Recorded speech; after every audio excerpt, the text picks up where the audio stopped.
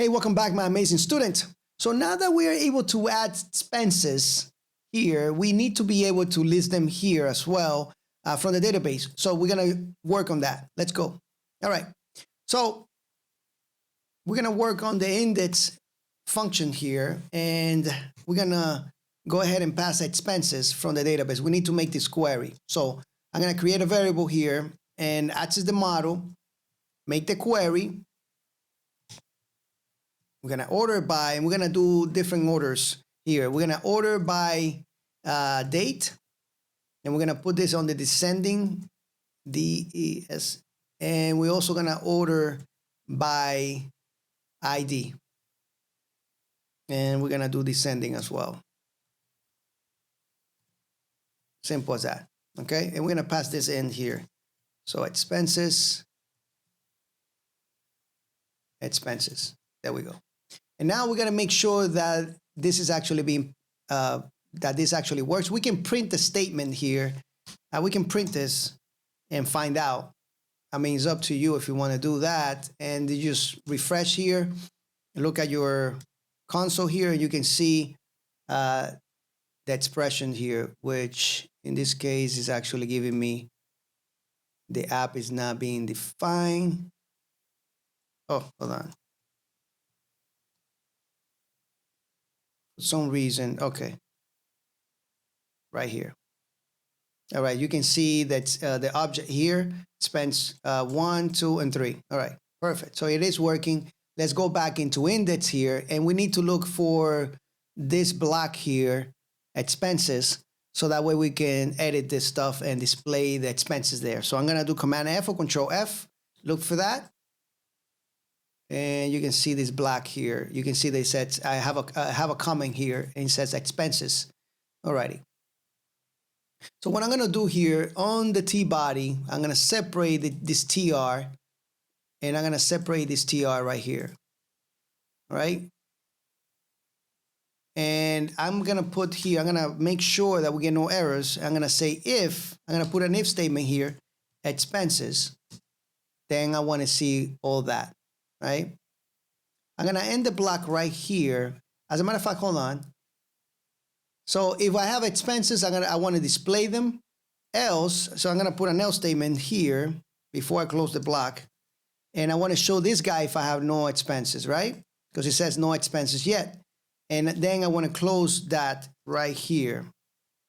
All right, so end if. Simple as that. All right. So in here, I want my loop. So I'm going to put for E in expenses. I'm going to call it E this time because I don't want to have to write the whole thing expense, right? So I'm going to close the for loop right here. And 4. Yeah. I'm going to start playing around with the date. The date we have to format. All right. This is something that we need to do. And so that way it looks nice, right? So let's go here. I don't know if you can see me. Let me make this a little bigger here. There we go. Is that better? All right. Perfect. All right. So let's go ahead and play around with this. So the E date, that's the date that goes here. We're going to use this function called strf time. And we're going to format this. We're first going to put the year in uppercase Y, then the month, percentage, and then the M, dash, and then the day, right? So D. Simple as that. And now I'm going to say if E date, then I want to show this guy that. If not, so we'll do else, we'll show an empty string. Simple as that. So just a little condition there. So this would be the description. So E description, there we go. This here would be the category.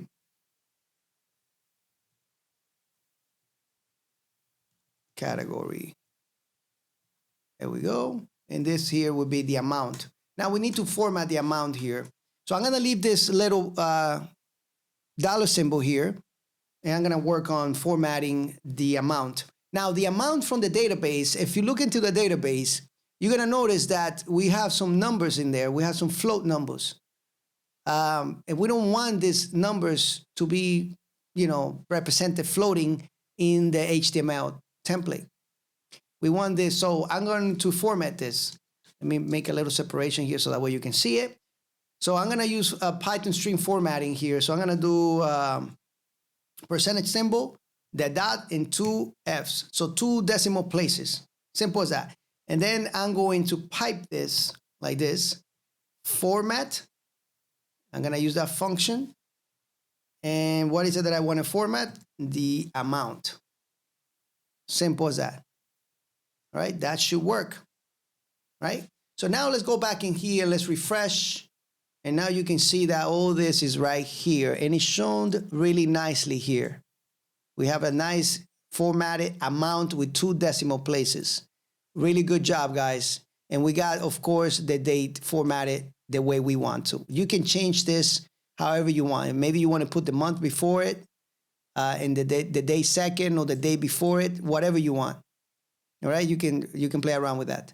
Anyway, guys, thank you so much for watching, and I'll see you guys on the next lecture. Keep being consistent, keep doing it, even if it's hard. At the end of the day, you're gonna feel good. Believe me. I'll see you guys on the next lecture.